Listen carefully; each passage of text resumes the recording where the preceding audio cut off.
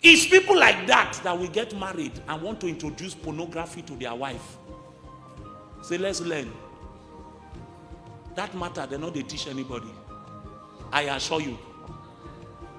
If you've never done it in your life before, on that day, there's something called the wisdom of the ancients. It will hit you.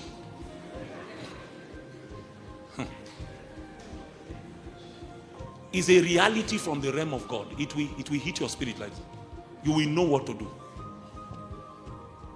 And as you know what to do, you will grow in grace. And you will gain mastery. I tell you for free. A woman's husband was working offshore. And she was a young wife, my brother. And she couldn't manage the sexual appetite. So she went to tell her pastor. Said, the way body they do me, I can't manage. Give me counsel. You know what he did? He opened his phone and said, what's your WhatsApp number? Then she gave him WhatsApp. He now sent pornographic videos. Then he wrote at the bottom, Demonic Book chapter 1 verse 12. It's me that added that one. When body they do you one kind, instead of you to go outside, use and take whole body. He added it at the bottom. Say, instead of you to go outside, do what? Use and take whole. A pastor. The day she told me, I said, you're still in the church? You say, I'm still there. I said,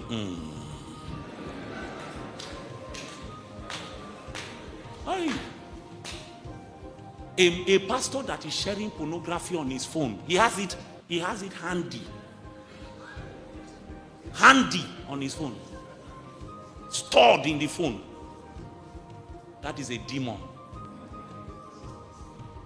A demon. You know, during the foundation school, a sister asked a question.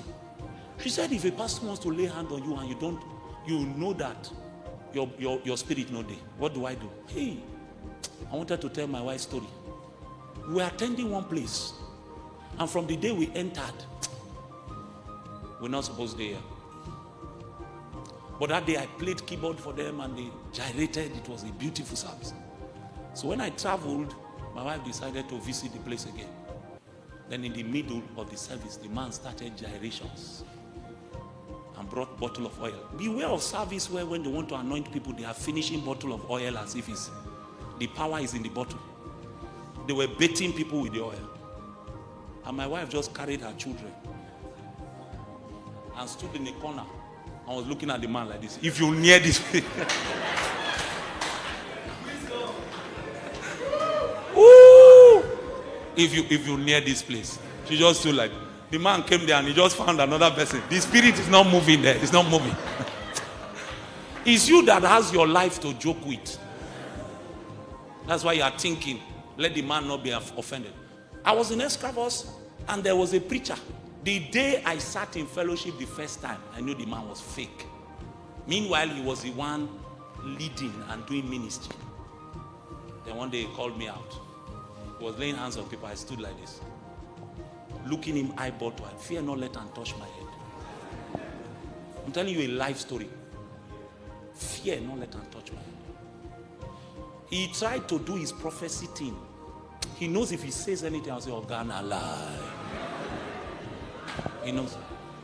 So he looked at my fear. Did not allow him to touch my head.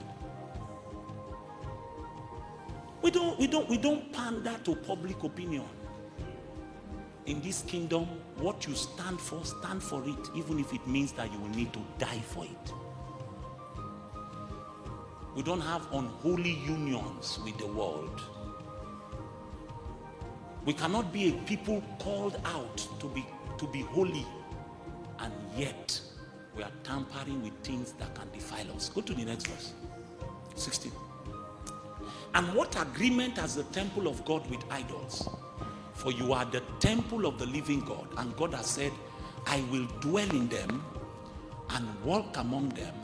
I will be their God, and they shall be my people. 17. Therefore, do what? And be what? Says the Lord. Do not touch what is unclean, and I will what? There are many things that are unclean. Many things that are unclean. Sexual activity outside of the confines of marriage is unclean.